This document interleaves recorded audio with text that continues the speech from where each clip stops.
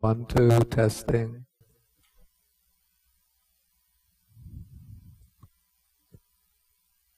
Testing.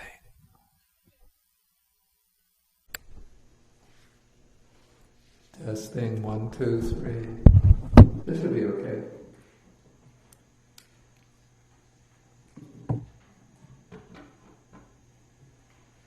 I think it's okay now. Okay, so today is May 9th, 2015. Okay, so we'll start with the homage to the Buddha.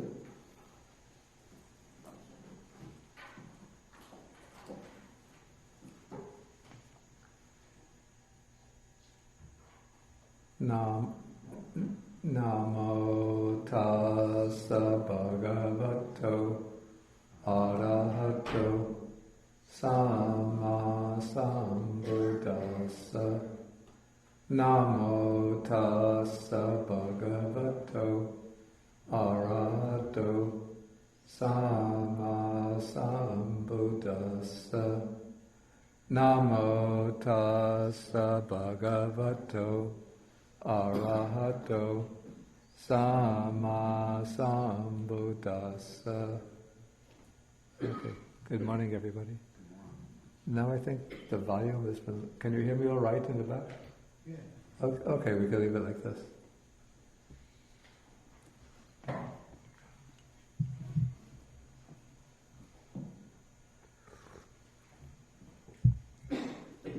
Okay, so originally, since we missed a couple of classes, I was going to just pass by the rest of Sutta number 129, assuming that the meaning was fairly obvious.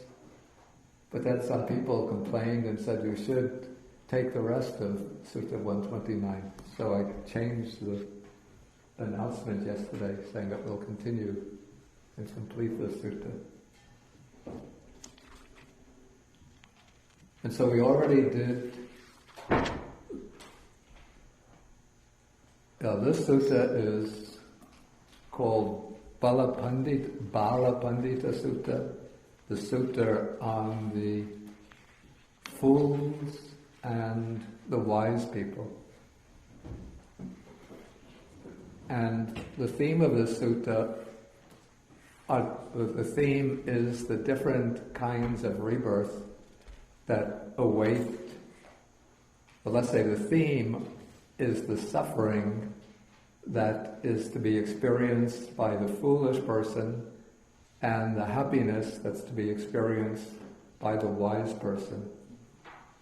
And both suffering and happiness are explained in relation to two existences, in relation to our present existence and in relation to our future existences, to our rebirth.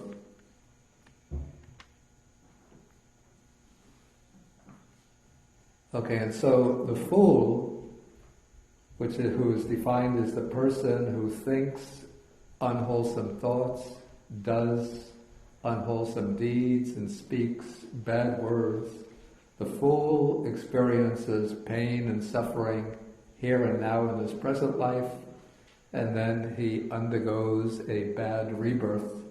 And the sutta gives a somewhat detailed description of the misery of a rebirth in hell, and then it gives an overview of the types of animal rebirth that might await the foolish person. And it's a little bit of a puzzle. Usually the texts speak about the three bad destinations: the hell realms, the animal realm, and the realm of the pretas, the afflicted spirits. But the sutta doesn't mention the pretas, the afflicted spirits, but just speaks about rebirth in hell or the animal realm. And there are also a few other suttas in which the Buddha speaks about somebody who was doing bad deeds. And he says, if this person continues along this track, there are two possible destinations awaiting him. Either hell or the animal realm. And so maybe some Scholars might then speculate that originally the Buddha didn't teach about the Preta realm, but that was a later addition. But there are many, many suttas which speak about the three bad destinations. And so we should accept the Preta realm was originally part of the original teaching. Okay, and so now we come to the second part of the sutta, which is concerned with the wise man, or the wise person. This is, in Pali, the word is pandita, the word that's been absorbed into English when they speak about the pundit. But now the word pundit has acquired a kind of derogatory connotation. Like when they speak about like the so-called experts on political, on foreign policy or domestic policy, especially when they make mistakes.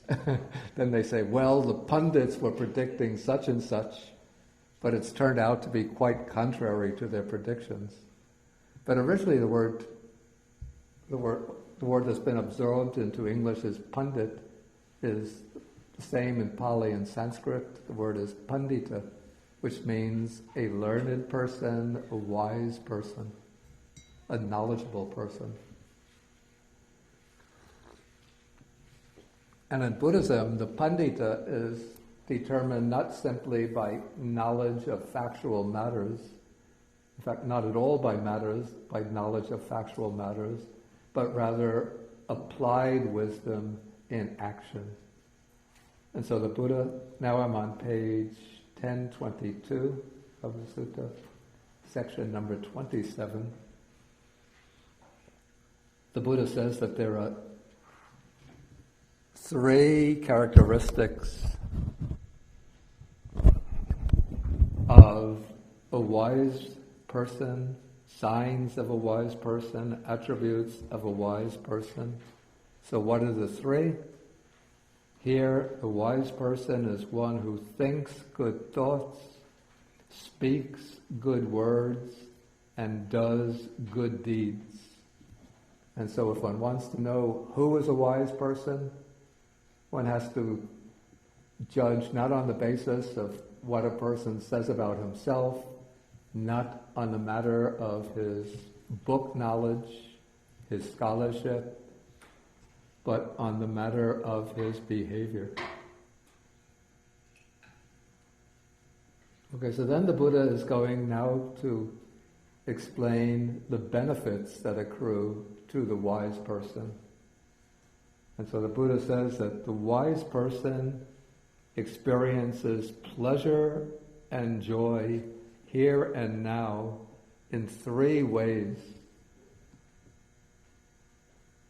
Okay, so then the text continues. If a wise person is seated in an assembly or along a street or in a square, and people there are discussing certain pertinent and relevant matters, that is, I guess these would be matters relevant to moral conduct, or matters relevant to what makes somebody a wise person, then if the wise person is one who abstains from killing, from stealing, from sexual misconduct, from false speech, from the use of intoxicants, then he thinks these people are discussing certain pertinent and relevant matters. These things are not found in me. That is, these unwholesome types of behavior, and I am not seen engaging in them. Okay, so this is the first kind of pleasure and joy that a wise person experiences here and now. So this would be, if you call this the happiness of having a good reputation, or the happiness of being praised and admired by others. So even though in this case the people are not speaking directly about the wise person, but when speaking, one could assume that they're speaking about what are the general characteristics of a good person, and then they'll be mentioning abstaining from these unwholesome actions. And so if a person is one who abstains from these things, then he'll experience pleasure and joy knowing that he follows those lines of conduct. unfortunately today it's not the person of good behavior who gets all of the publicity and praise and admiration, but it's when somebody becomes a billionaire, or somebody a musician, popular singer, sells a million records, or a sports star breaks some record, or a movie actor wins, what do they call this? The Academy Award?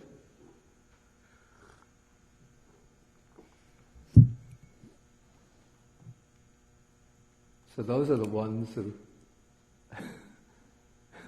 get the honor and praise and admiration. Okay, so this is the first type of happiness the wise person experiences, which is visible here and now. The second one, this in a sense, it just repeats what we had in the previous section. So when a robber is caught, a wise man sees or hears about kings having many kinds of torture inflicted on him.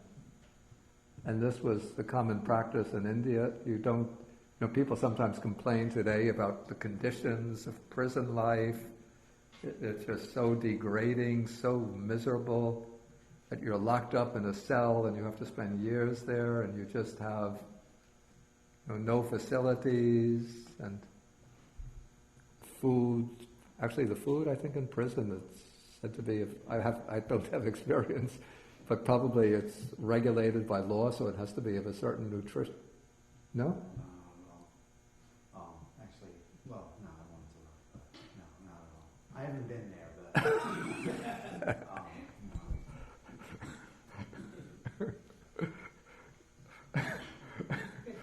My own one attempt,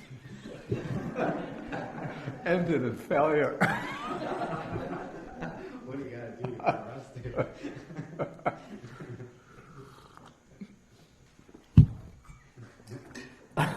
This was in January 2013.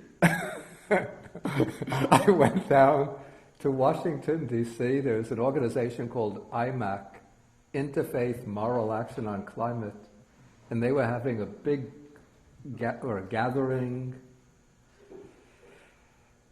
with a demonstration in front of the White House. But this was it was on Martin Luther King's birthday, his actual birthday, not the holiday. So January 15th, 2013. And the idea was to perform an act after the gathering, to have a few ministers, priests, and so on perform an act of civil disobedience in order to get arrested, in order to call attention to the climate crisis. And this was to be like a week before the second inauguration ceremony of President Obama. And so the streets, the road outside the White House, they had already set up the benches and the decorations. But first we had the gathering with little speeches, which was all sort of within the scope of the law. But then a few of us went up to block the gate leading into the White House, including myself, thinking to get arrested.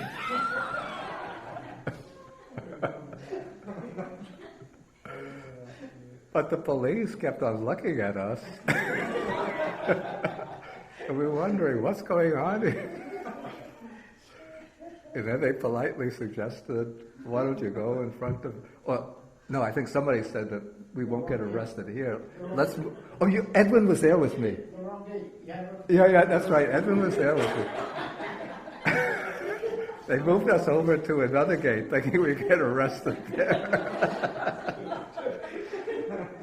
But the police, it seems, they might have had instructions, no trouble, just 1 week before the inauguration. We don't want to get like any, demonstrators against, carbon emissions were arrested outside the White House, and President Obama just stood by and didn't say anything about them, and all of the environmental organizations will be complaining and petitioning. And so they must have had orders, don't touch them. So I heard the ghost of my mother speaking over my shoulder. Can't you do anything right?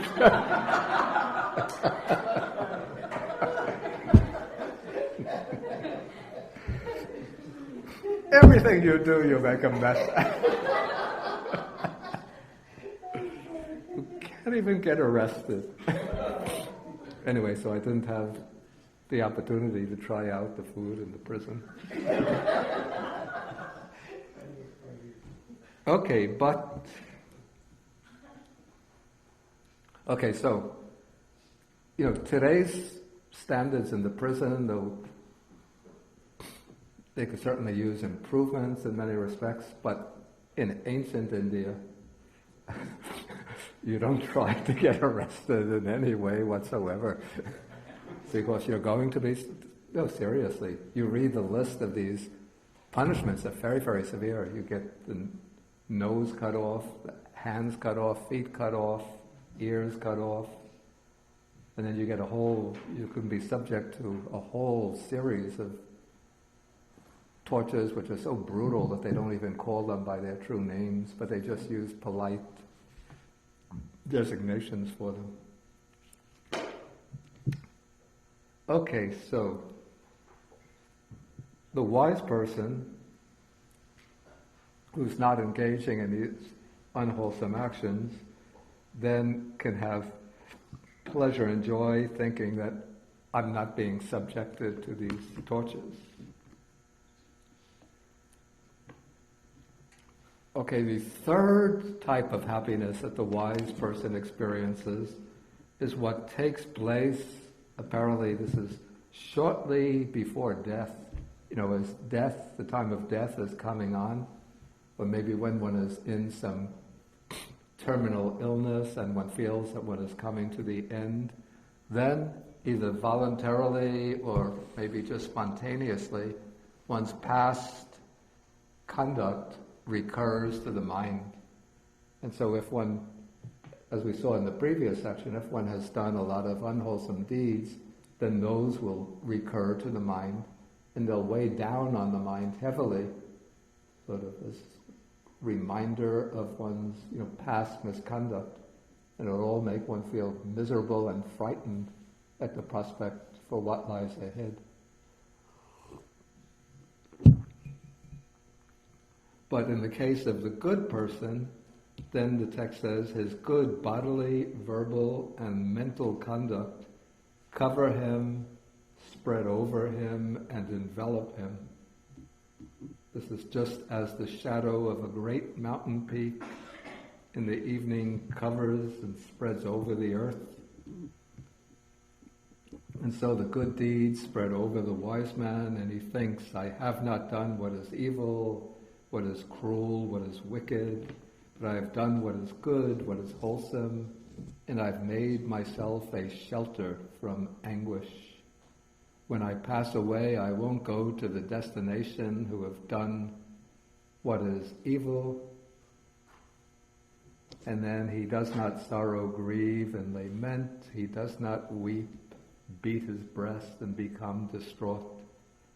Okay, so this is the third kind of happiness that the wise person experiences here and now. And then the fourth benefit that comes to the wise person is that on the dissolution of the body after death, he is reborn in a happy destination, even in heaven. And we have to note that this sutta is not concerned with the path leading to liberation, to Nibbana. But sometimes the Buddha explains, because the Buddha is regarded as the person who knows the paths leading to all destinations. And so the Buddha knows the pathways leading to the unwholesome, to rebirth in the realm of misery, the bad destinations, and also he knows the pathways leading to rebirth in the good destinations, as well as the path to liberation from all destinations, to nirvana. And so the Buddha will teach according to the proclivities, interests, potentials of the audience, and to guide people who are not yet on the path to liberation. The Buddha has to make the clear distinction, clear demarcation between the paths leading to the bad destinations and the paths leading to the good destinations. Okay, and so when we speak about rebirth in these different destinations, like last class we had this detailed description of the hell realms, and now we're going to have some description, or at least reference to the bliss and pleasure of the heavenly realms. Many of the modern people who are reading Buddhist texts say, well, there are several attitudes they can take. Either, okay, the Buddha had just been acculturated to the thought modes of ancient India, and so he accepted them as a matter of course. And since we're now living in the scientific age, we know that these realms are not real. And so the Buddha was just, he couldn't escape the limits of his worldview. And so he taught these because this was just part of the Indian cultural heritage in which he was nurtured and which he accepted as a matter of course. Another strategy that's sometimes used is, or a way to explain these texts is, of course, as the enlightened one, the Buddha knew that there were no such realms as this. But for ordinary people, to get ordinary people to behave morally, he would teach them that if you do bad deeds, you'll go to a bad rebirth. If you do good deeds, you'll have a higher rebirth. But this was just, in this interpretation, a skillful means that the Buddha was using to help people behave morally.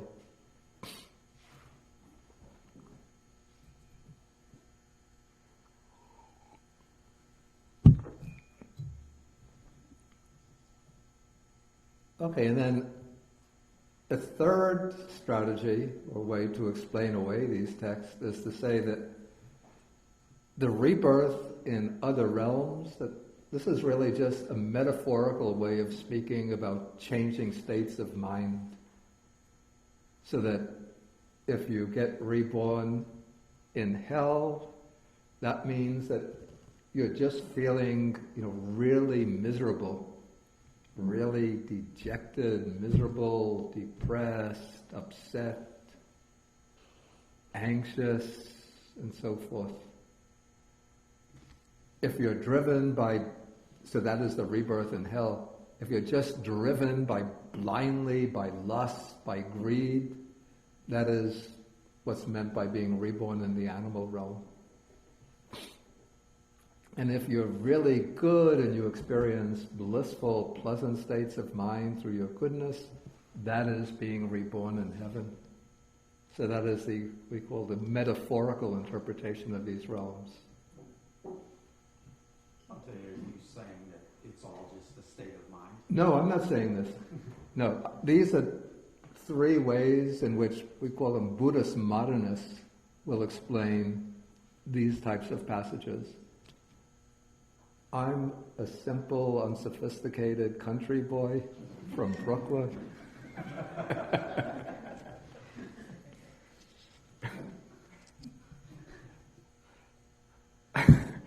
My education didn't extend further than a PhD in Western philosophy.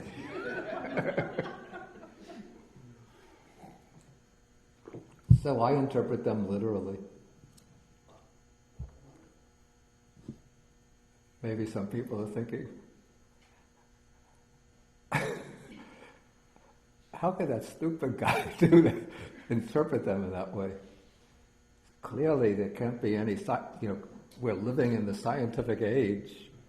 Okay, he studied Western philosophy, no wonder, that's really like living in an ivory tower. But some of us, we have, degrees in computer science, physics. Well, we're out there in the business world. We know that there's no such thing as these other realms. But back,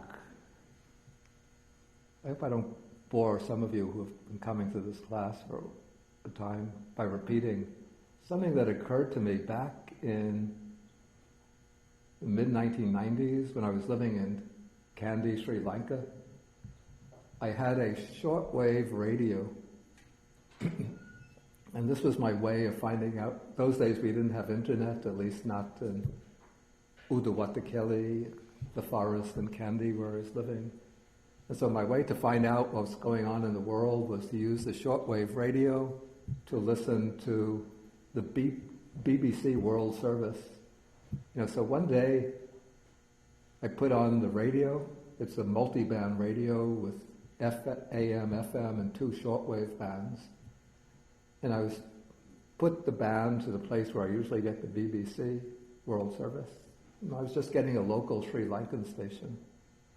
Then I kept on moving the band back and forth, trying to get the World Service. Nothing was coming through except, the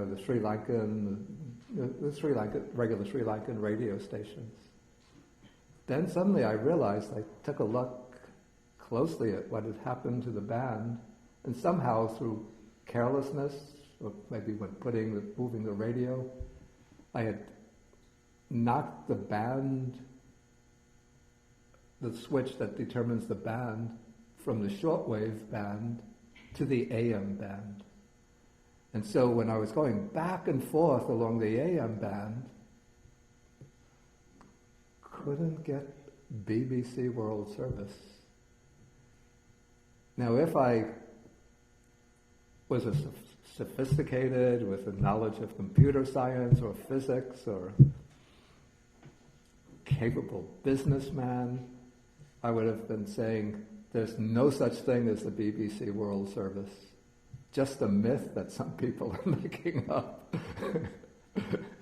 But as long as I'm moving the radio the dial back and forth on the AM band, I'll never pick up the BBC World Service, because the World Service is operating on a different frequency band. So that struck me as an analogy for the way other realms of existence exist in relation to our realm of existence. We are on a particular frequency band, so to speak, so we can pick up everything that, well, not quite everything because the universe is very big, but we could pick up things that are occurring on this frequency. So we can use telescopes to explore the solar system, to explore the Milky Way, even to explore other galaxies, even to the distant boundaries of this universe. But we'll never see heavenly realms or hell realms because they are functioning on different so-called different frequency levels, different bands. But if one develops the abhinya, that's the super knowledges, then one can change the frequency level of one's mind, so one can tune into these other realms of existence. And so the way I see it is that these other realms of existence, sometimes we think of them in the popular imagination, the heavens are up there, the hell realms are down there, but they are not situated geographically in relation to the human realm or to this world in which we live, which is our collective human realm, but rather they are occurring at different vibrational frequencies, so that at that particular band, those beings see a world in common, they can interact with one another. And so for them, their realm is real. And in the case of the devas or the deities, they say that they can also see the human realm because they have superior faculties to us. But our faculties are very blunt, relatively, so we don't see the higher realms and the lower realms. unless we develop the abhinya, the super knowledges.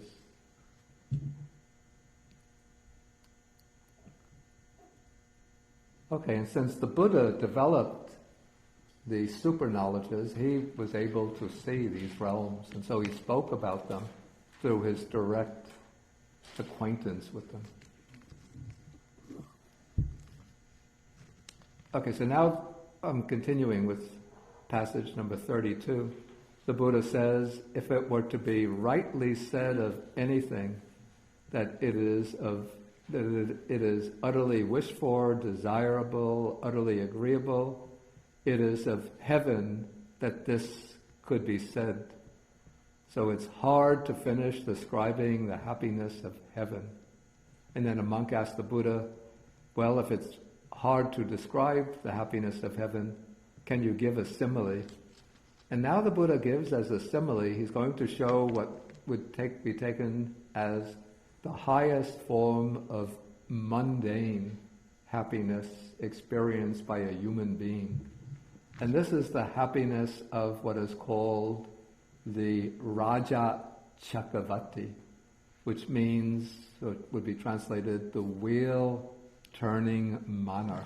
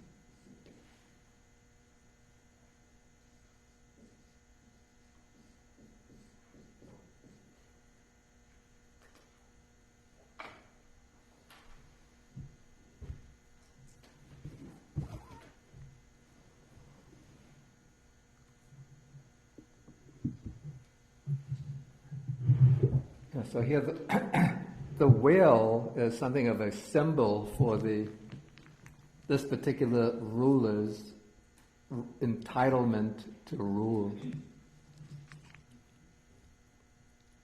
And the Raja Chakravarti is a figure who occurs in a number of Buddhist discourses as the ideal ruler. And it seems that through the concept of the Chakravarti, the wheel-turning monarch, the Buddha, as the Buddhist texts, were trying to create a new model of kingship. Since at the time when the Buddha came, was teaching in the world, appeared in the world, the old Indian tribal republics were merging and being consolidated into growing monarchies. And so the expanding monarchies were swallowing up and absorbing the old tribal republics, and kings apparently were very greedy for power, they were assassinating, men were assassinating one another in order to get the kingship, usurping the kingship even from their fathers, some cases killing their own fathers to get the kingship. Wars were erupting between different kingdoms. And so in order to provide a different model of kingship, one not based on naked ambition and oppressive power, the Buddha established this idea of the Dhammachakki, Raja Dhammachakki, the one who rules through righteousness. Okay, and then the texts describe the qualities of the wheel-turning monarch, usually in terms of 7 treasures and 4 kinds of iddhi, here translated success.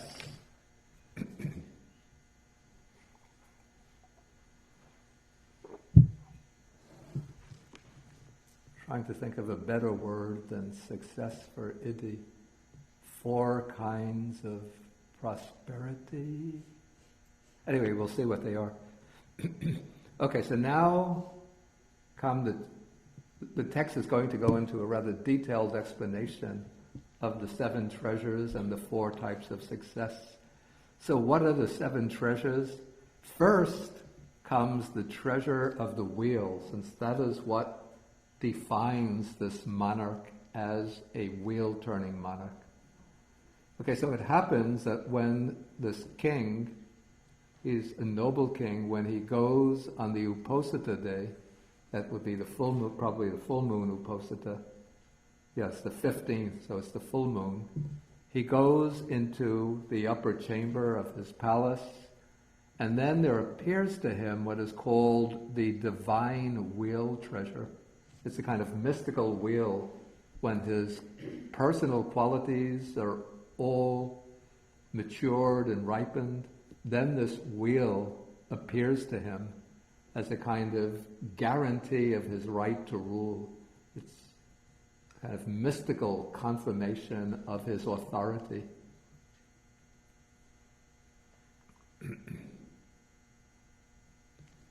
Okay, so when he sees this divine wheel treasure, then he thinks that sort of this is the tradition that it's said that when the wheel treasure appears, that a king becomes the wheel-turning monarch.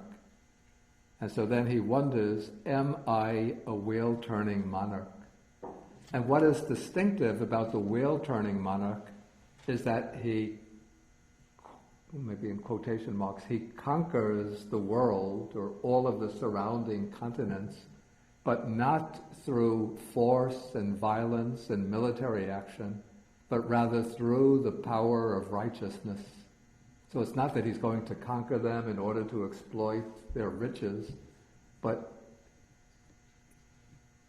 he'll move into them in order to establish the reign of righteousness in those other territories. Okay, so when the wheel treasure appears to him, then he takes a water vessel and sprinkles it, which is a way of blessing it, and then he asks the wheel to revolve and to go forward. Okay, and then the wheel treasure starts turning in the eastern direction, and the wheel-turning monarch follows it. And when it goes to the eastern direction, when it comes to the continent in the east, then all of the opposing kings in the territories in the east, they all come to the wheel-turning monarch, they welcome him, and they accept him as their ruler. They say, "Come, great king, welcome, command us, advise us." And then what the wheel-turning king does is to inculcate the basic precepts of the moral life to them. Ante, is this a king who's governed by the Dhamma? Because in that Anguttara Nikāya... I'm going to come to that. passage, Yeah, sorry. I'll come to that. Okay, so the kings in the east, they submit to him, and then the wheel-turning monarch speaks to them, and he tells them basically to observe the 5 precepts: not to kill, not to steal, not to commit sexual misconduct, not to speak falsely, not to use intoxicants. Then here the passage is translated, you should eat what you are accustomed to eat. I think maybe that's too literal, because the word bujasu could also mean enjoy what you have previously enjoyed. So I think the sense here, what's implied, is that he's not trying to impose his authority over the other kings and to extract their wealth and resources and convey them back to his own kingdom. But he's saying, I'm not going to take anything of yours, you just continue to enjoy your accustomed wealth. Okay, then the same thing happens in each of the other directions. And so in the Indian picture of the Indian geography, Jambu-Dipa is the continent in the middle of the world. Then there are continents to the east, south, west, and north. And the wheel-turning monarch moves into each of these surrounding continents and then establishes a reign of righteousness based on morality. And now what's also important about the wheel-turning monarch is that there's a close affinity between the wheel-turning monarch in the secular domain, the mundane domain, and the Buddha in the spiritual domain. So just as the Buddha is called Dhammaraja, the king of the Dharma, in the broader sense, since he is the one who has mastered the entire liberating Dhamma. And so the wheel-turning monarch is also called Dhammaraja, the king of Dhamma, in the mundane sense, that he is the king who exemplifies, who embodies the Dhamma of ethical righteousness. And the connection between the two is so close that the Buddha himself, it said in some suttas in his previous lives, many times he had become a wheel-turning monarch. So this was one of the main channels through which he fulfilled the paramitas in order to achieve Buddhahood. And then in his last existence, when the Buddha was right after his birth, when he was just an infant, then when the court Brahmins were called in to examine the bodily features of the baby and predict his future destiny, most of them said that this child has two possible destinies. Either he becomes, if he remains at home, he becomes a wheel-turning monarch.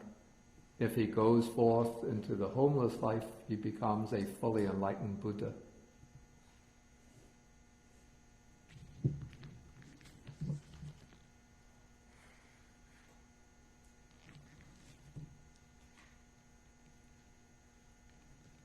Okay, so the wheel-turning monarch then conquers peacefully all of the other continents, and then he returns to his own palace, and then the wheel comes along. He actually follows the wheel, and then when he takes his seat, the wheel remains by his throne, and it will remain there as long as he fulfills the duties of a wheel-turning monarch. But if he fails in his duties, then the wheel that appeared magically or mystically will by the same token disappear. And if the king is to regain the wheel, to regain his authority to rule, he has to make amends for his failure. He has to rectify his failures and fulfill the duties that he had neglected.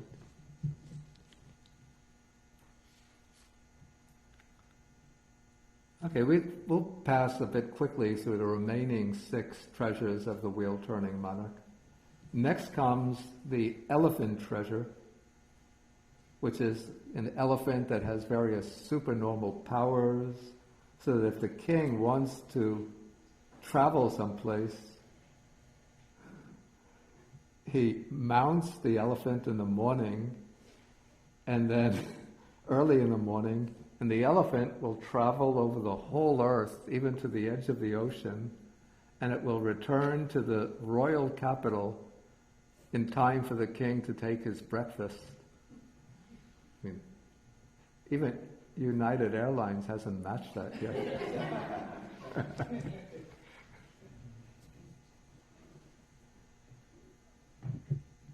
Can there be any kind of... Let's take the horse treasure. Okay, the horse treasure also is this horse with supernormal powers, and the king can mount the horse, and again, riding the horse, he could cross over the whole earth and then return to the royal palace in time to take his breakfast. Is there any kind of special significance, moral or spiritual significance in the elephant treasure or the horse treasure? Is the wheel a symbol of the nimitta? Of the sign you see? Of the meditative Yeah. nimitta. It's not taken in that way. No, it's not. Because I know in Indian culture the elephant is very auspicious, so I don't know if how that plays into it. I think it's not so much a matter of auspiciousness, but a king would always have elephants, because they need elephants first to do work, and then when the king goes out riding, he'll go on an elephant. As opposed to a horse. Maybe he uses both, but the typical picture is that, of course, the elephant is highest, Right. so the king has to be on top of everybody else, so he'll go on the elephant. Any special significance? One is speaking about taming, the other one is confidence, so it has to do with the meditative states of what we do, right? Isn't it? Taming It's the mind. same word. I'm not sure though. I think because, let's say, the Buddha has taken that word taming from the context of taming an animal and then applied it to the mind. Come on, right, So what one does with the mind is to tame the mind right. rather than going in the other direction. And they have confidence, and the horse is confidence. Yeah. Any other ideas?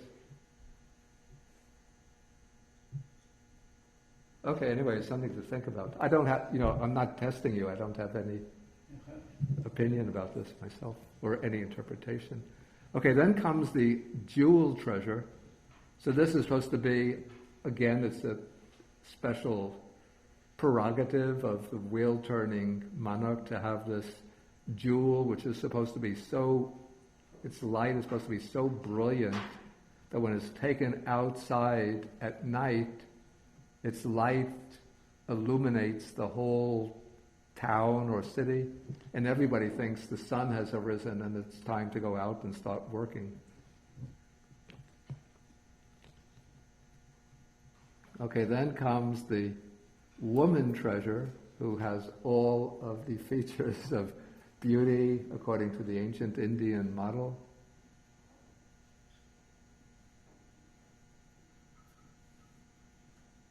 Even such that in cool weather her limbs are warm, when it's the hot weather her limbs are cool. From her body comes the scent of sandalwood, assuming that she's not putting any kind of perfume on. From her mouth, the scent of lotuses. And of course, she's always eager to serve the wheel-turning monarch in action and in speech. And I don't think this will go over well today, but she rises before the wheel-turning monarch and retires after him, since she gets up early to start, overseeing the household, make sure all the servants are preparing the breakfast, or the kitchen staff is preparing the breakfast. At night, she makes sure everything is neat and tidy before she goes to sleep. Okay, then comes what is called the steward treasure. Or maybe today we would call this in America, the Secretary of the Treasury, or in Britain, Exchequer. Of other countries, the Minister of Finance. And so he's the one who takes care of all of the financial affairs of the king. And he's able to find hidden treasures, buried treasures anywhere. It seems he has the divine eye so he could see where there are treasures buried beneath the earth or in the waters. And then comes what's called the seventh is the counselor treasure. This would be the equivalent of, A lawyer. it would be like a country that has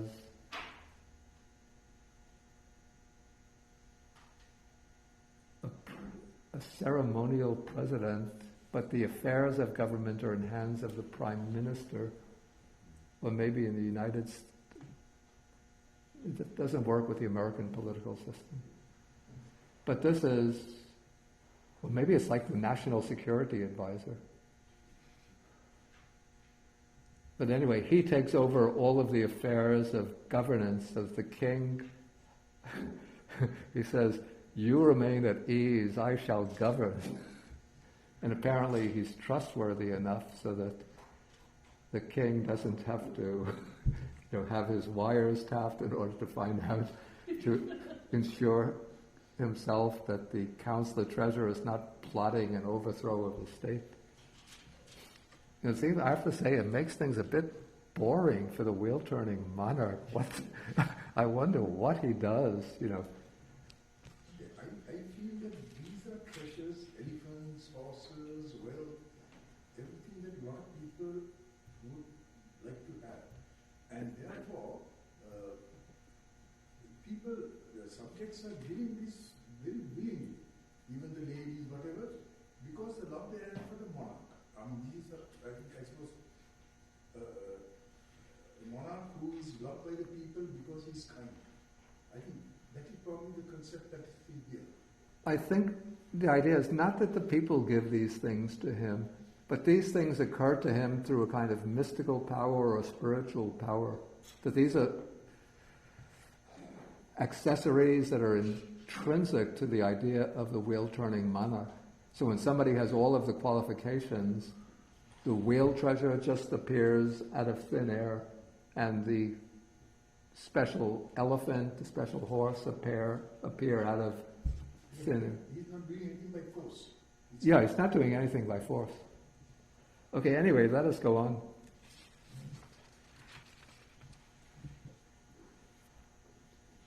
Okay, so these are the 7 treasures. Then we have what's called the 4 kinds of success. Though I'm not sure that success is such a good word. We'll see what they are. We'll see if we can come up with a better word. Okay, one is that the wheel-turning monarch is handsome, comely, and graceful, and he possesses the supreme beauty of complexion.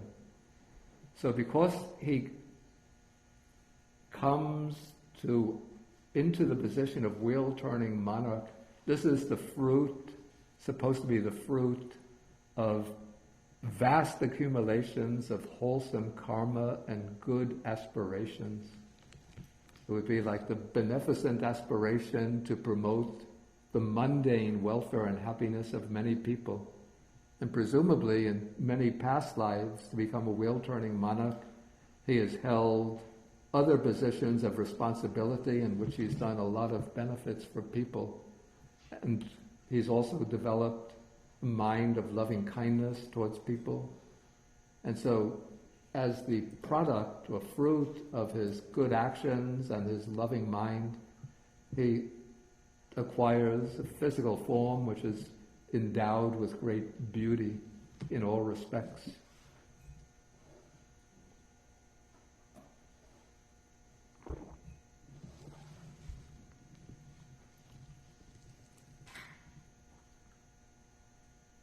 Okay, another sort of karmic result of his good deeds in the past, the same karma that brings him into the position of wheel-turning monarch, also ensures that he has a long lifespan and surpasses other human beings in that respect.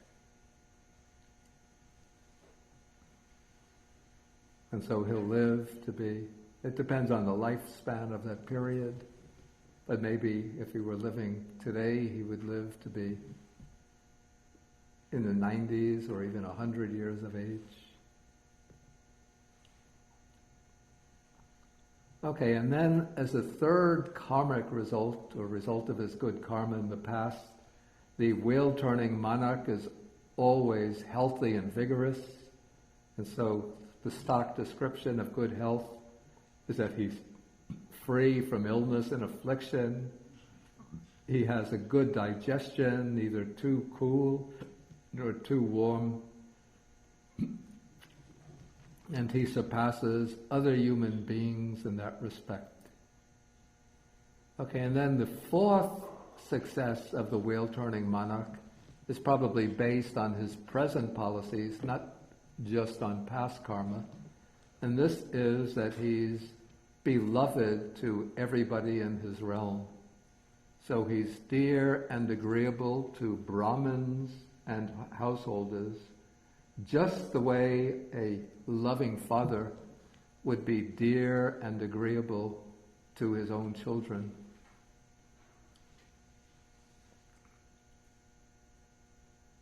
And then the incident is mentioned that once the wheel-turning monarch went out for a drive to his pleasure garden with his army, and then as he was driving by, all of the people were probably lining the streets in order to see him. It was like a grand procession.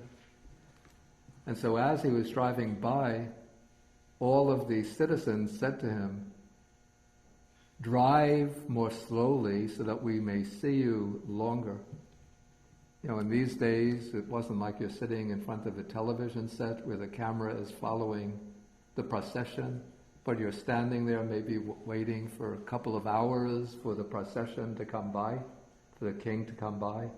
And if he comes by quickly, then in just a minute, he's out of sight again. And so didn't really get a chance to get a good look at him. So the people ask him, "Go more slowly so we may see you longer." And he, the king, asked his driver, "Drive more slowly so that I might see the people longer." So this is the four kinds of success. Better word? Anybody come up with a better word? The qualities is general, maybe too general. It's not a reward for good deeds, or... Not all are a reward. I think the Pali word is iddhi, which often in other contexts means supernormal powers. Maybe bestowments? Again? Bestowments? Bestowment. Maybe. Okay, anyway, let us go on. Okay, so now the Buddha is asking the monks, he says, so all of this description of the wheel-turning monarch is to illustrate the kind of happiness that a human being can experience, a human being in the greatest position of felicity. Maybe that's the good word. It's a rather rare word used. It's not a word not used so often today. Felicity, like happiness or bliss. So the Buddha says, would a wheel-turning monarch experience pleasure and joy because of possessing these 7 treasures and 4 kinds of felicity? And the monks say, yes, he would. Then the Buddha picks up a stone and says, what do you think, which is larger, the stone in my hand or the Himalayas, the king of mountains? And then the monks say that the stone is very small, whereas the Himalayas are much larger.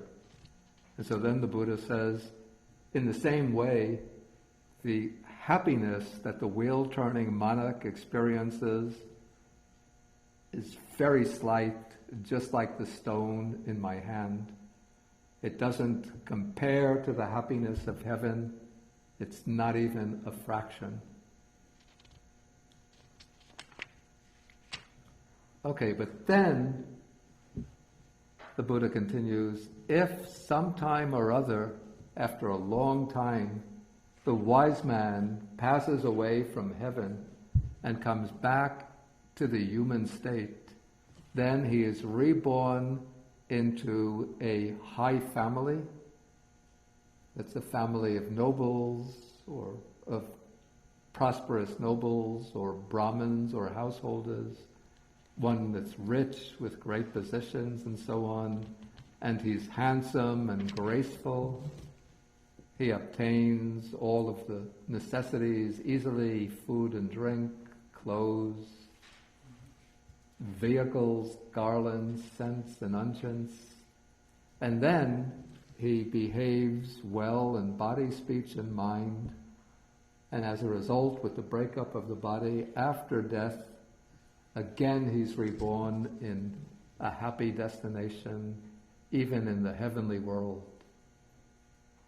And so this is like, again, the Buddha uses a simile, it's like a gambler who, with his first throw of the dice, he gets a very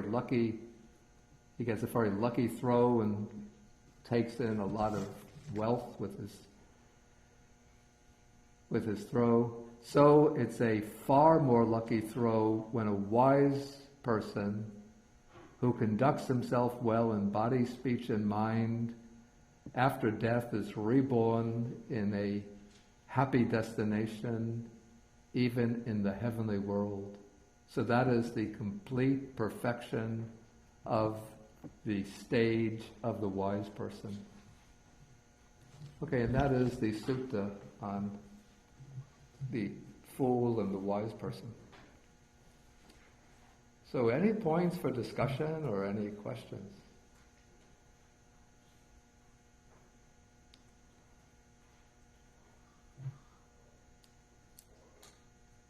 What do you think of the sutta? Seem like ancient Indian mythology, legend, fiction? Barbara?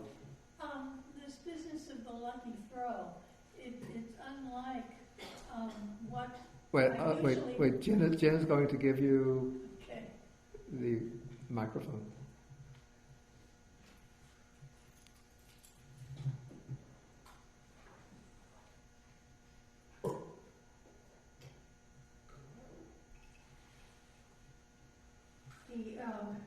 Can you hear me? The unlucky throw is suggesting that it's not a usual progression. It's like you do all of these things and then it's luck if you're reborn in heaven. No. Yes. I don't think he's saying that it's luck. It's just, he's just using an expression, taking an image or a simile from everyday life that is the lucky throw at dice, and then saying that he's just using that expression, a lucky throw, to indicate that the rebirth in the heavenly world is luckier than that lucky throw at dice. But he's not saying that one is reborn in the heavenly world just through luck. Okay. Yeah, so. In the piece she gave on the Majjhima Nikāya, it's the last line was the rule cannot be. From the piece in the Majjhima Nikāya, it's the last line was, and that rule cannot be overthrown by any hostile being. Is that in reference that once the Dhamma is established? Yeah, we'll come to those passages. First, I want to finish with this sutta. Okay. So if there's anything coming out of this sutta, okay, please in the back and wait till the microphone comes to you.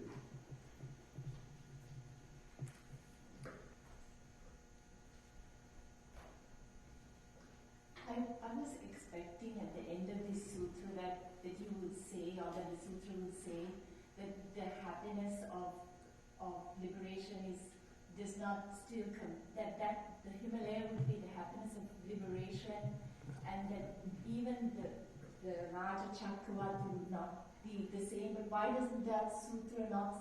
Because in most of the sutras there's an end where the sutra comes to that climax that says nothing is as happy as liberation. Why did this sutra stop short? It's a good question. Because the Buddha is speaking to monks, and usually when he's speaking to monks, even if he speaks about superior types of worldly pleasure, then he'll, in order to sort of spur them on in their Dhamma practice, he'll hold up the happiness of liberation as superior to the highest type of worldly happiness.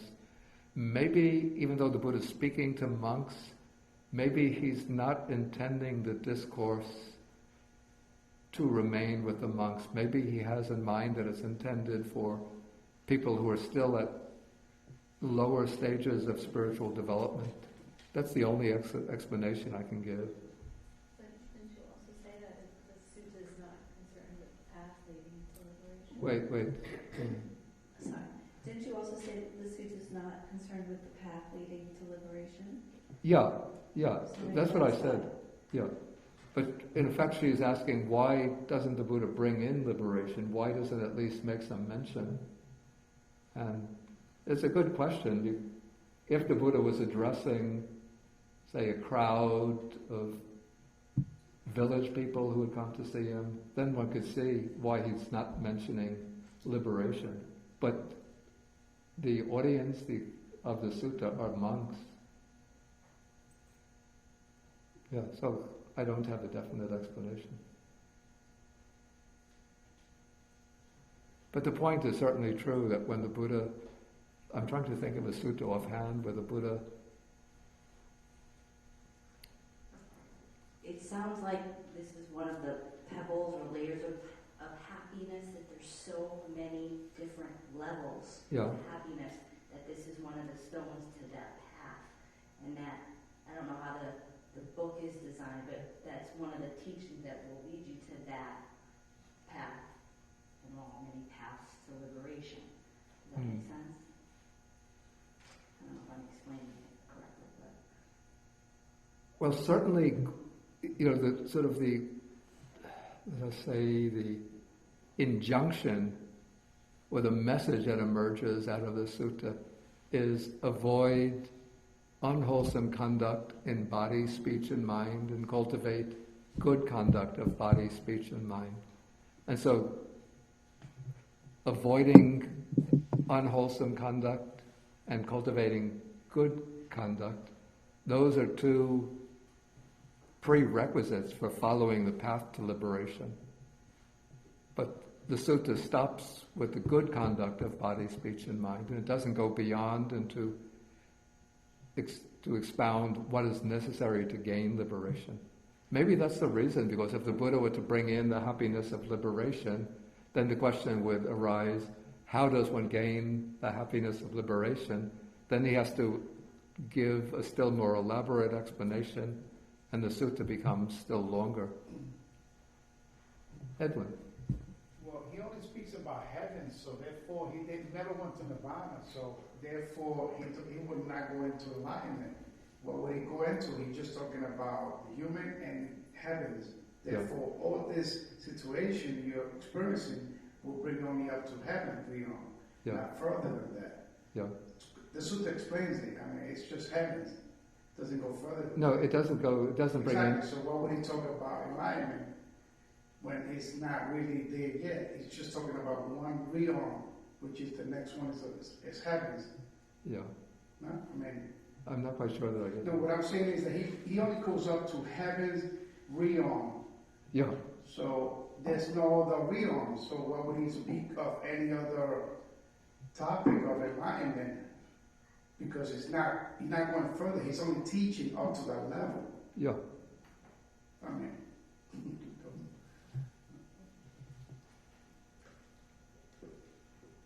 Would this be the equivalent of the street mentor, maybe? No. It's not even. No, not at all. Of course, there's no mention of any of the practices that lead to stream entry. It's purely what we might call, I think in the previous class I mentioned the three kinds of benefits that the Dhamma can lead to: well-being and happiness here and now, in this life, in the mundane sense, the good fortune or the happiness of a fortunate rebirth, and the ultimate goal, the ultimate benefit, which is nibbana, or liberation. And this sutta is just concerned with avoiding harm and misery here and now, obtaining the benefits visible in the present life, and a happy rebirth. Any other urgent point? Okay, then there was the handout, or I sent electronically. This gives a little more on the wheel-turning monarch. So it helps us to see a little bit of this kind of political ideal that the Buddha sketched. So there's a sutta that comes in the Anguttara Nikāya, where the Buddha is speaking to the monks, and he says that even a wheel-turning monarch, he calls him the just and righteous king. I think that the Pali is Dhamma Raja Dhammiko, using the word Dhamma twice, does not govern his realm without a co-ruler. Strike out the T there. Okay, then a monk asked the Buddha, who is the co-ruler of the wheel-turning monarch? And then the Buddha says, it is the Dhamma, O monk. And here the Buddha, when he uses the word Dhamma, he's not referring to his own teaching of the Four Noble Truths, the dependent origination, and so on, the Noble Eightfold Path. Because the wheel-turning monarch also arises in times when the Buddha Dharma doesn't exist in the world. So the Buddha appears very rarely, but wheel-turning monarchs, according to the Buddhist text, can appear at times when no Buddha is existing. So here the word Dhamma has a different connotation than the word Dhamma indicates something different than the Buddha's teaching in the narrow sense, but rather it refers to, we might call it the principle, the law of righteousness, goodness, and truth, which is ever existing. It would be the law of that unwholesome deeds bring suffering and misery, the law that good deeds bring well-being and happiness, the law that one should protect the lives and well-being of others and avoid any kind of harm and suffering for others. And so the way the Buddha elaborates, he says that the wheel-turning monarch, the just and righteous king, relying on the Dhamma, honoring the Dhamma, esteeming and respecting it with the Dhamma as his standard, banner, and sovereign, provides lawful, this is dhammika, protection, shelter, and safety for his own dependents, for the kshatriyas, that's the aristocrats in his realm, for his army, for the Brahmins and householders, for the inhabitants of the towns and countryside, for ascetics and Brahmins, even for the birds and the beasts. So he protects even the animal life within the realm. And then the wheel-turning monarch, who thus provides lawful protection, shelter for all, is one who rules by Dhamma only, in accordance with the Dhamma. So the wheel-turning monarch can't rule arbitrarily according to his own will or according to his own desires, but he has to look to a higher standard in order to rule legitimately. And that higher standard is, you might call this the eternal, natural moral law of the universe. And when he's ruling in accordance with the Dhamma, the Buddha says, that rule cannot be overthrown by any hostile human being.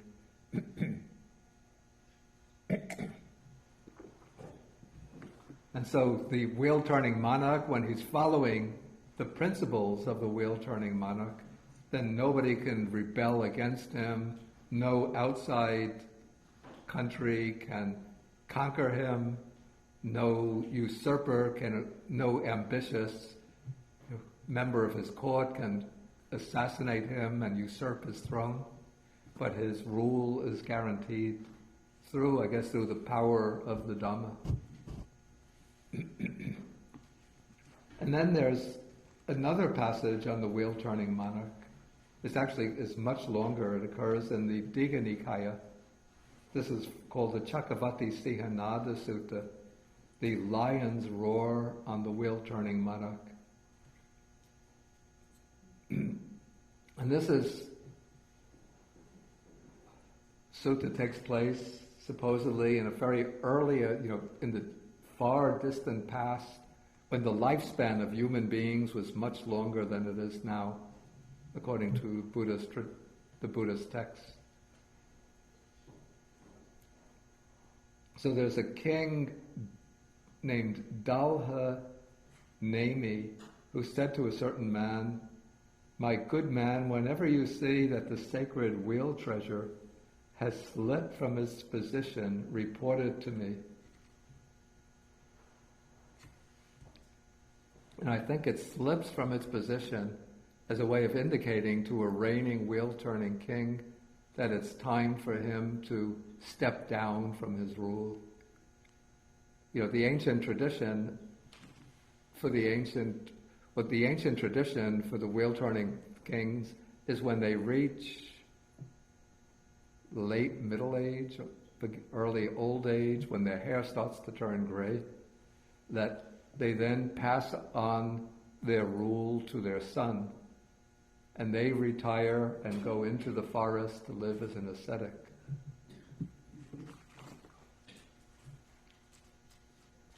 And so when this king Dalha Nemi is growing old, then at a certain point the wheel-turning monarch, the wheel treasure vanishes, and that's a signal to him that it's time to step down.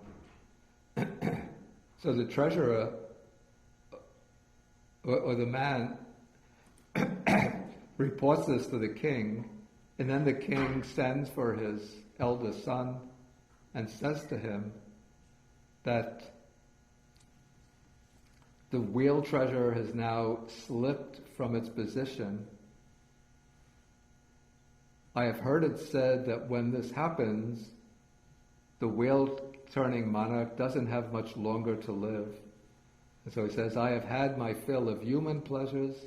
Now is the time to seek heavenly pleasures.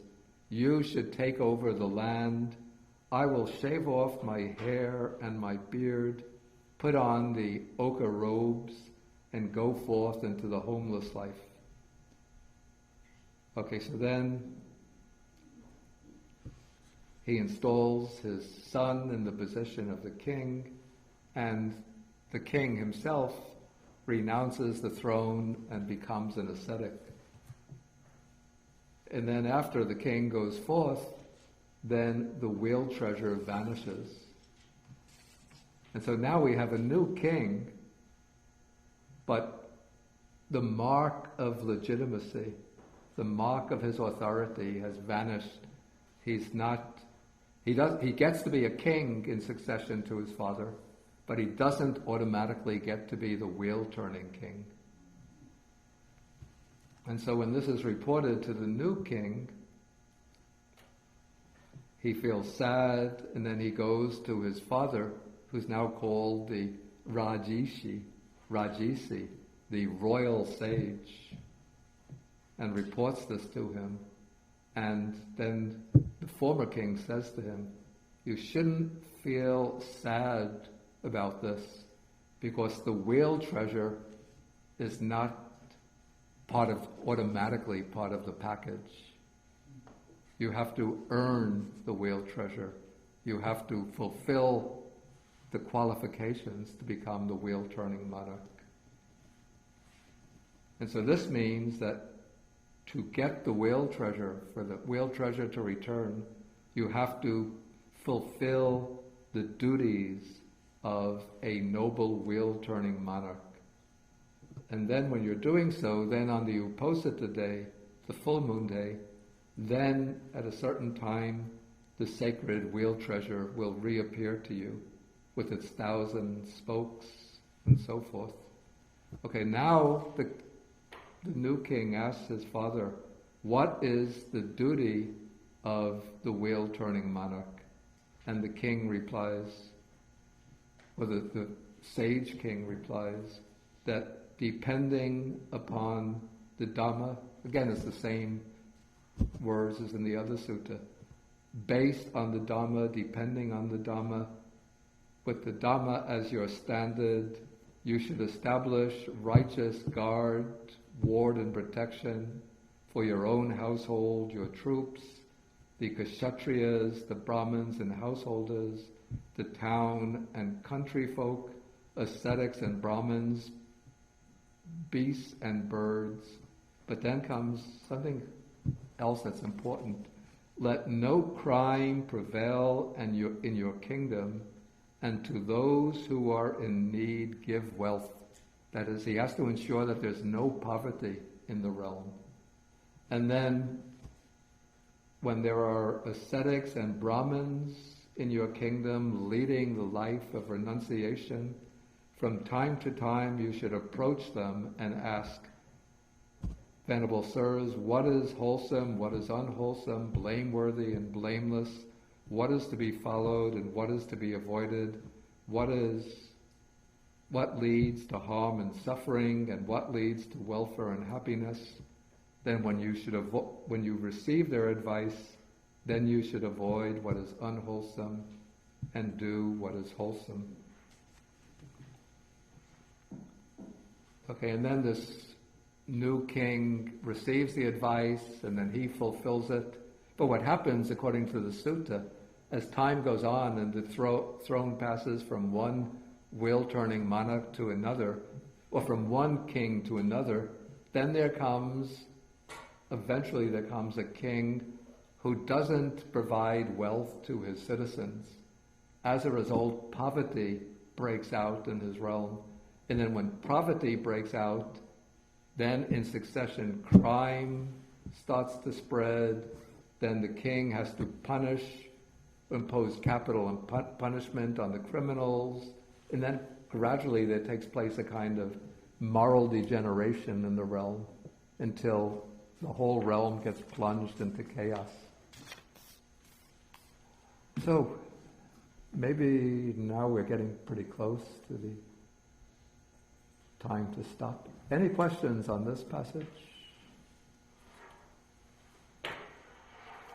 You want to save it for after lunch? Yeah, I was thinking if there's anything that requires some discussion, then we'll take up the discussion after lunch. Okay, so let us end by sharing the merits.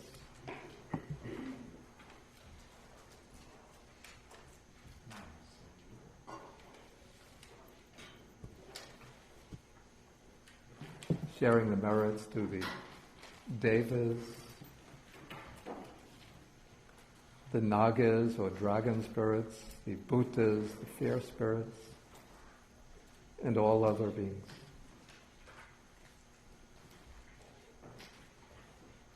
Akasata chabumata deva naga mahidika punyantang anumoditva chirang rakantu sasanam. Akasata chabumata deva naga mahidika punyantang anumoditva chirang rakantu desanam. Akasata chabumata deva naga mahidika punyantang anumoditva chirang rakantu mang parang.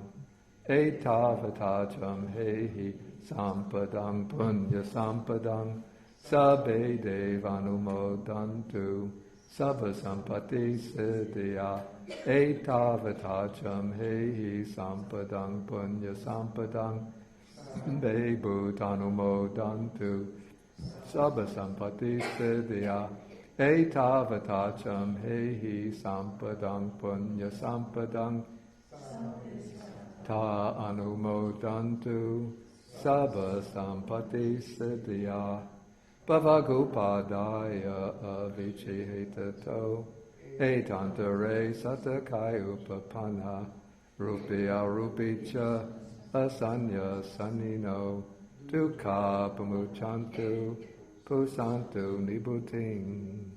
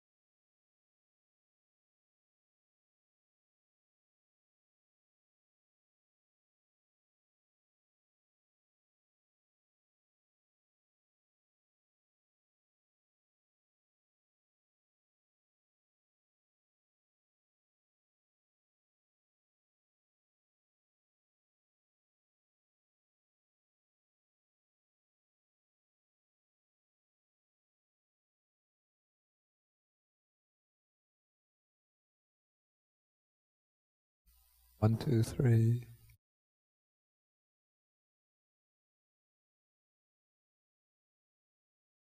Testing, 1, 2, 3. Okay, we can start the question session.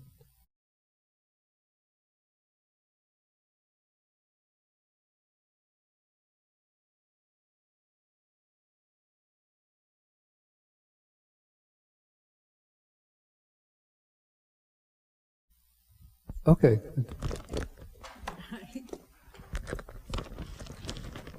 So, yeah, okay. So last night I was watching a Noam Chomsky interview, and he was talking as usual about the state of the world. Yeah. And after I watched him, I came to this sudden awareness realization that between climate change and nuclear weapons, annihilation of sentient beings on this planet is a strong probability, if not inevitable. Yeah. And I'm asking this question, this light little question, how would the elimination of sentient life on the planet affect rebirth in the Buddha's teachings?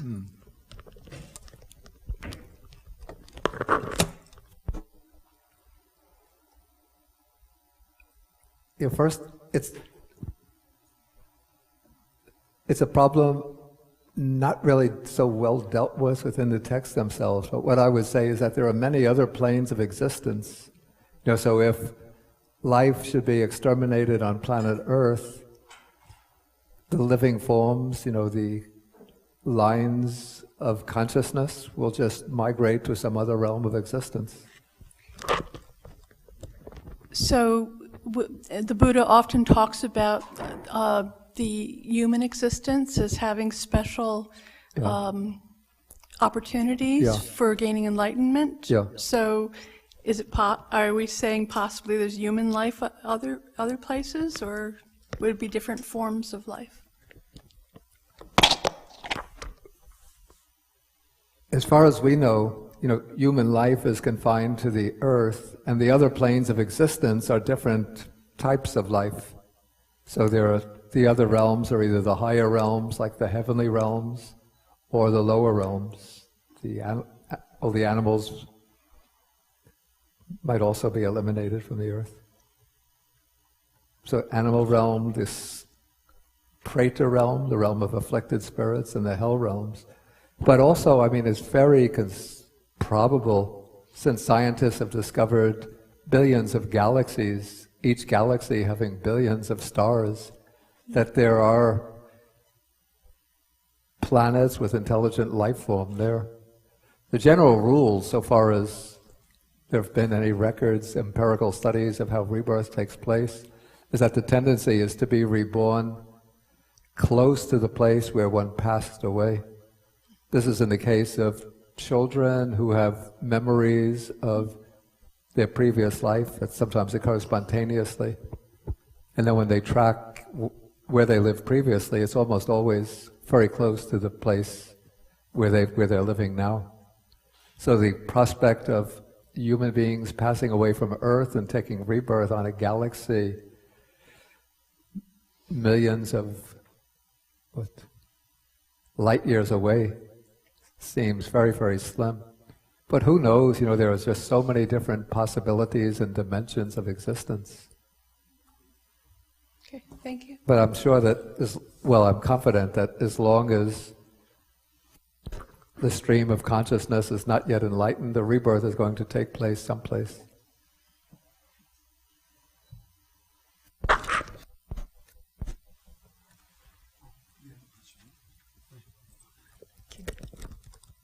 I just have a very quick question about the Dharma. You say where turning king arises also at a time when the Buddha is not existing. Yeah. But you use the capital D in the translation, so that the Dharma doesn't refer to the Buddha's Dharma. Yeah. Even it's. Yeah, this is just my own. It's just the convention in English. Oh, okay. But whenever where turning king go to ask the practitioner, and the practitioner they strive to end the craving, that means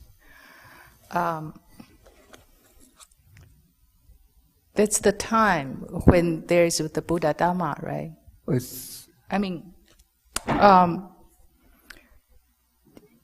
When where turning king goes to ask ascetics and brahmas, and those people are people who try to calm themselves. I see. And they strive for the end of craving too. So that means there is the Buddha Dharma, right? No, I don't think that's necessarily the case, because the idea seems to be that during periods when the Buddha doesn't exist, but when the Buddha's teaching is not available, there'll still be the tradition of people going into homelessness and leading ascetic lives of meditation. So they might not have, if the Buddha's teaching is not around, they won't have the idea of Nibbana, the way it's taught in the Buddha Dharma, the permanent extinction of greed, hatred, and delusion. But still they'll have the idea that it's good to restrain craving and desire and clinging, and to train the mind in order to achieve either the jhanas, the formless meditations, the Brahma Viharas, in order to be reborn in the higher realms. Yeah, so there'll be ascetics who are practicing within that mode. Do you get the point? Yeah.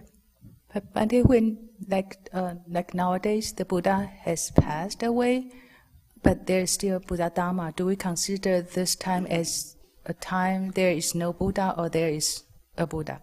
No, this is because the Buddha's, even though the Buddha has passed away, but because the Buddha Dharma still survives. So this is considered a time when the Buddha Dharma still exists in the world. Where turning king could arise in a time when there is a Buddha Dharma, and also arise in a time when there is no Buddha Dharma. Yeah. Thank you.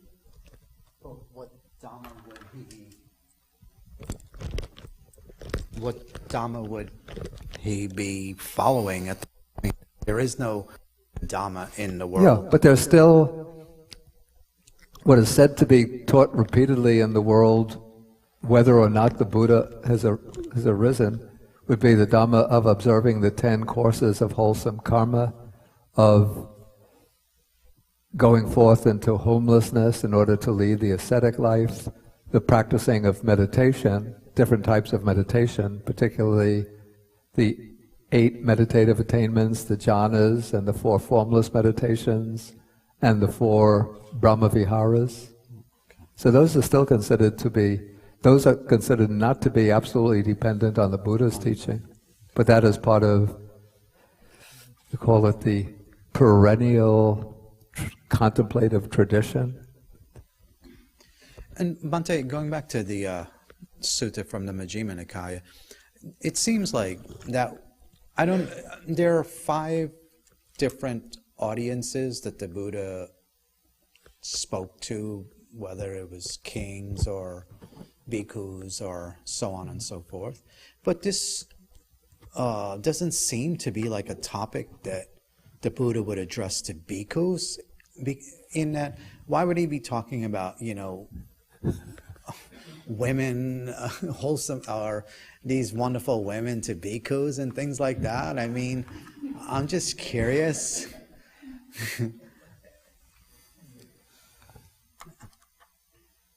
I have to admit that's a bit...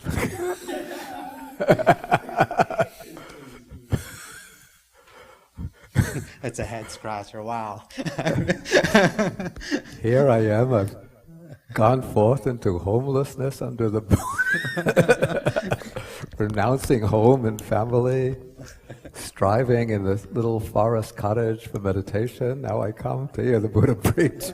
He's telling me about wonderful women we've given up. Woman whose limbs are cool in the hot weather and warm in the cold season. I'm just curious because, I mean, it seems like this would be more appropriate if he was talking to a Raja or whoever, something like that, to that effect. Yeah, I mean, it's a question, yeah. Okay. But wasn't that part of the Raja Chakravarti? The elephants, horses, Yeah. Treasures, women, all that was part of the king. But Yeah. the king would get, right? Yeah, that's what I said, yeah. Yeah, but he's just asking... For the king, not for the Arahant. No, but he's asking, why would the Buddha preach on a topic like this? Why would he direct a discourse like this to monks?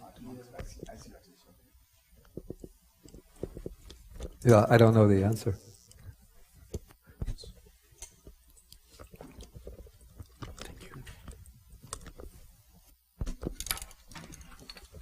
Bhante, excuse me. Bhante, in your discourse you mentioned that wherever there is righteousness and so on, there will always be favorable circumstances. So going back to, let's say for instance, going back to in Tibet, where I'm supposing that the country was peaceful, there was a lot of dharma activities, and yet there was a cultural revolution, yet there was massacre of thousands of people. How would you explain that? What did you think I said? That when there's righteousness, there'll always be peace?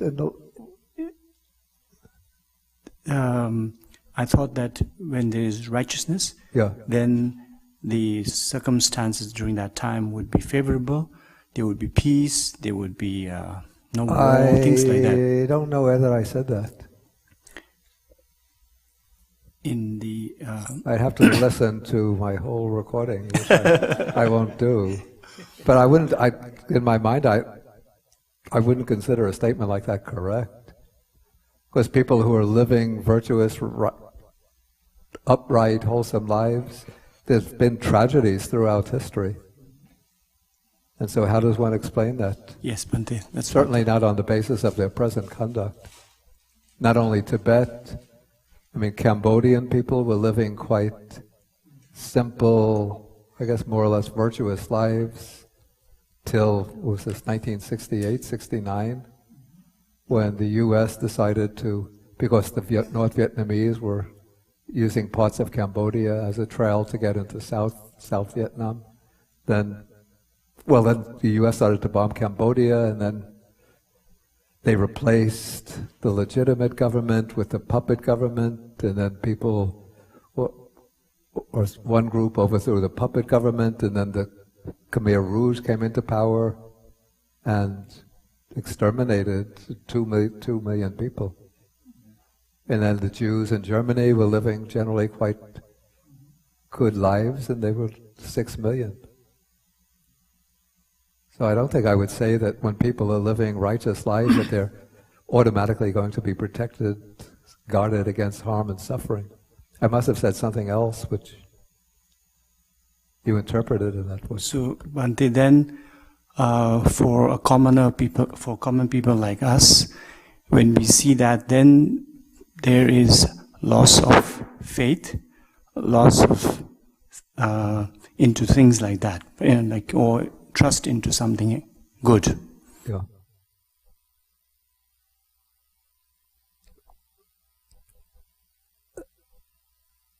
I think sort of the basis of my own faith is that when one behaves righteously, does wholesome deeds, first of all, it's protecting one's own mind, which is the most important thing.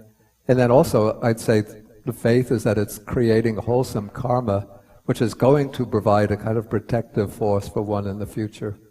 But probably if we look at this in terms of the long-term cosmic aeons of creating karma, aeon after aeon, we've probably all created so much unwholesome karma that is capable of producing its effect sometime in the present or the future, that we can never escape the results of that karma.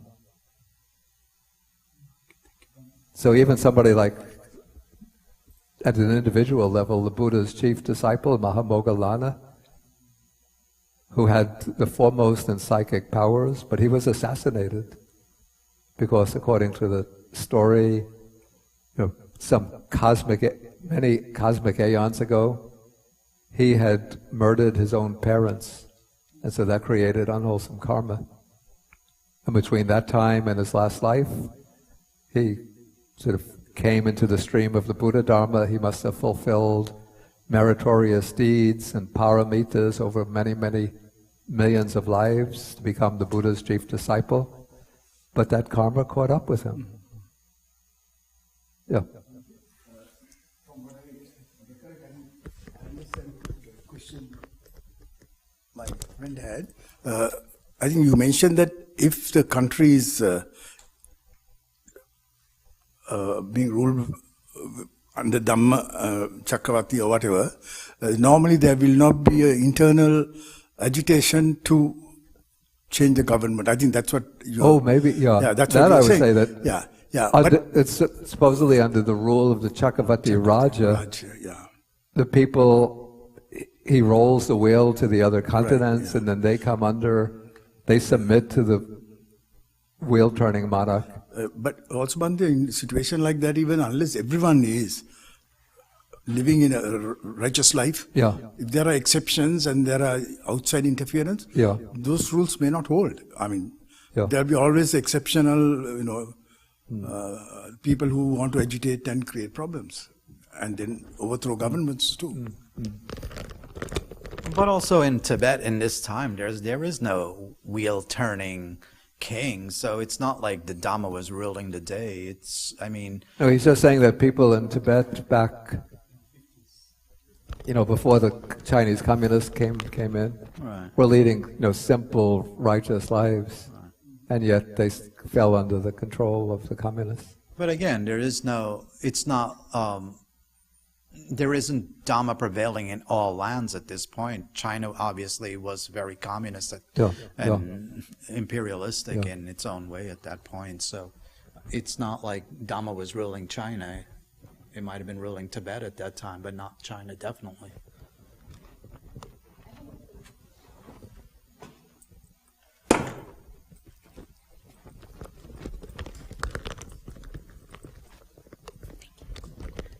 It's actually twofold.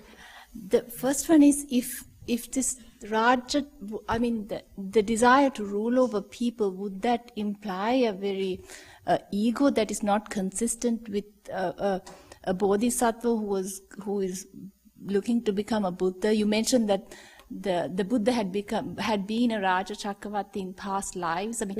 But would it not imply a certain ego, your desire to rule over people? No, because the wheel-turning monarch is considered to be one. Well, first of all, within the conception of the wheel-turning monarch, he's a monarch, and so he inherits the kingship from his own father. It's not that he is a commoner who pushes himself up to the throne, but kingship is just comes to him through natural descent. That's the first point. And the second point is that the wheel-turning monarch wishes to rule not for his own self-aggrandizement, but in order to benefit the population and to establish peace and prosperity in the world. I see. That's his aspiration. Just one more from that. This may be a very foolish question. Could Buddha have been making any kind of reference to the Raja Chakravarti being a very a personal thing in a personal space, meaning that it is not a literal monarch? That is not the what? That it is not literally a king, but that the Raja Chakravarti somehow can be in people's personal lives, that is something that personally we can strive for. Could he have been implying that rather than an actual king? It's just that in the modern world, I just find it so hard to visualize someone as benevolent as a Raja Chakravarti. Yeah, two things. First, certainly the way the texts are always described, the wheel-turning monarch, he's definitely a king. It's not a metaphor for a way a person leads their personal life. And the second comment is that usually kingships are full of corruption, ambition, internal dissension, even murder. But it seems what the Buddha is doing in well, at least the Buddha's texts are doing in establishing the concept of the wheel-turning monarch is establishing or sketching an ideal for kingship, so that those who, following Buddhism, who do get into the position of king, will have a model to emulate, rather than just follow their own ambitions and attachment to power and their own arbitrary exercise of will. They'll see that to really legitimate their rule, they have to rule in accordance with a higher law.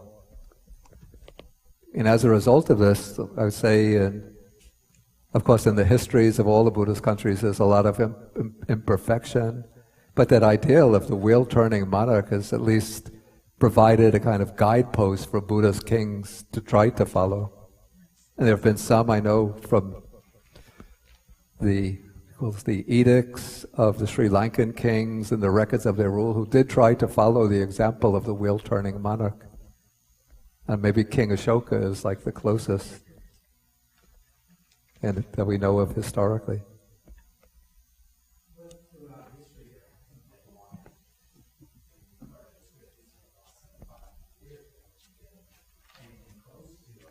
7,500 years? Well, I mean, going back to even pre-Buddhist times.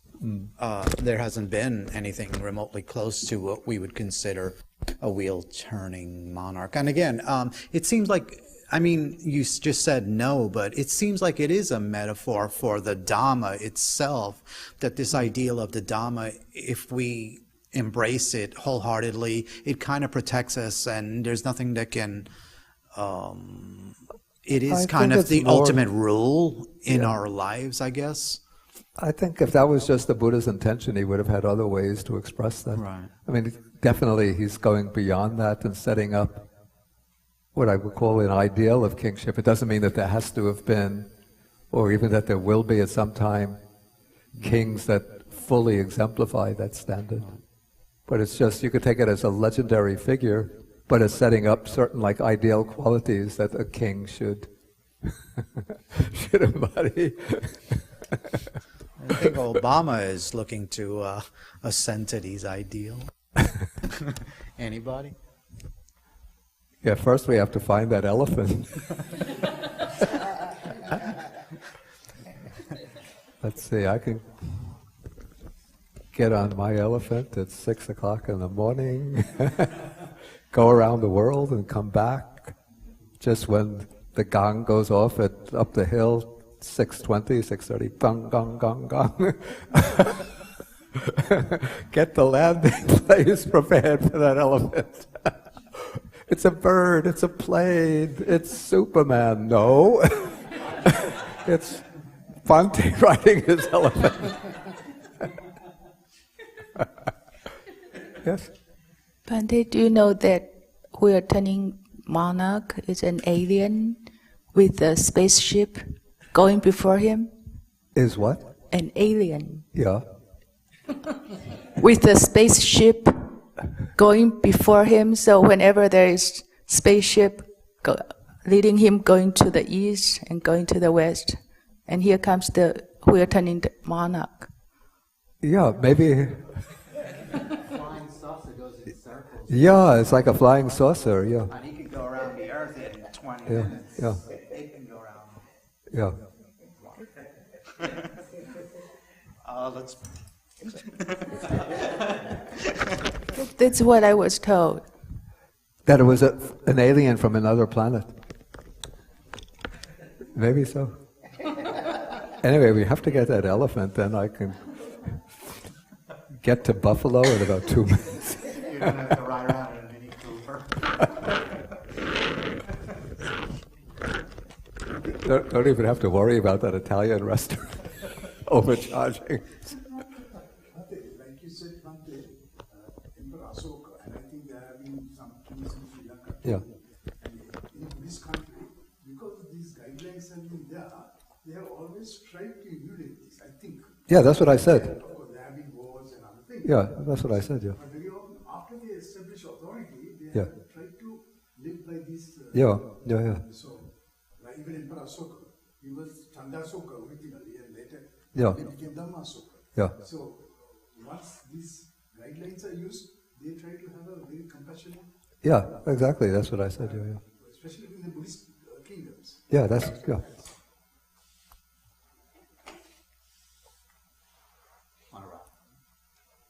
Any further questions, comments? Okay, then I think we could call it an end for today. Just a few little announcements. Tomorrow here is the Buddha's birthday celebration. So we have the special function of everybody gets the opportunity to bathe the newborn Buddha. A very nice, beautiful ceremony. There'll be, by the altar, outside altars will be set up with, generally I think that there are 5 little Buddha statues in a bowl of scented water, and then everybody lines up and has the chance to pour the fragrant waters over the newborn Buddha. And then, so that's the morning, followed by, you call it Asian lunch. What's the garden lunch? And then this is because tomorrow is also Mother's Day, so it combines Buddha's birthday celebration with Mother's Day celebration. Then after lunch there will be the cultural show, cultural exposition. So you get a chance to see some of the finest Chinese martial artists, magician, Oriental dancing.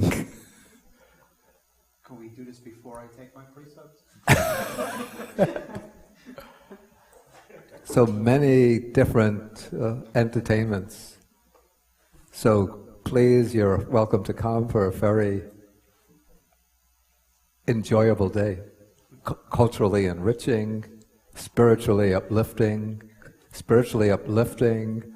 culturally enriching, and gastronomically fulfilling day. Okay, that's one announcement. Second announcement, next week we won't have a class because I have to be in Washington, D.C. that day. So, yeah, you know, I was appointed the wheel-turning man. No, that's just a joke, but I won't be here. So the next class will be the 23rd. That's May 23rd. Just so you know, that's Memorial Day, that weekend. So Is that considered a bad day then? no, I'm Oh. Might be low attendance that day. Oh, let me reconsider then. What is that? The whole weekend. No, they're talking about the 25th is Memorial Day, so that whole weekend is busy, but he's already back, so. Yeah, but I'm saying it might be light attendance, just so he knows. People go away. Okay, so let us, but then I think the following weekend, then I'm not here on Saturday. So then the next one will probably be June 3rd. Oh, 6th, I'm sorry, June 6th. Yeah.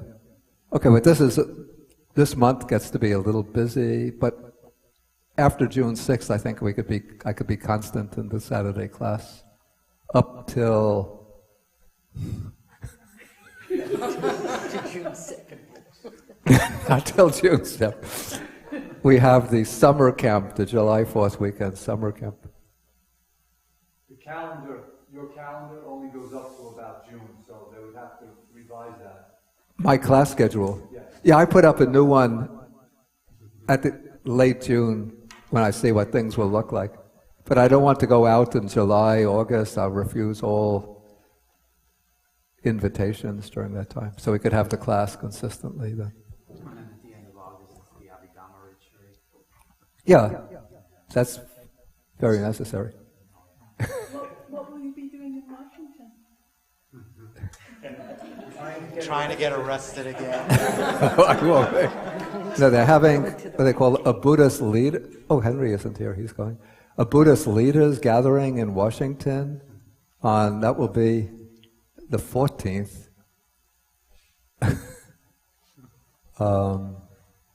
See, the 4th, that's the Buddhist. And then part of that is going to be at the White House, which means we don't have, you see, when we say the White House, it's not the real White House, but right next to the White House, across the street, there's what they call the Executive Offices Building. I think the meeting is going to be in the Executive Offices Building. And the focus is supposed to be on bringing the Buddhist leaders together around the issue of climate change. Okay, and then May 17th, they invited me to speak. They're having an international Vesak celebration in Washington, so I'm supposed to speak at that.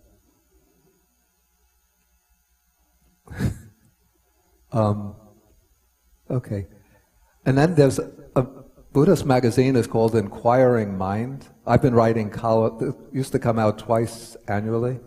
So I've been writing columns for that. I have some issues here. Anybody wishes, they can take. There are 2 different issues, but if you take one, just take one so that other people will get a chance to take one. So we'll just make them available. Okay, so let us end with the 3 bows to the Buddha.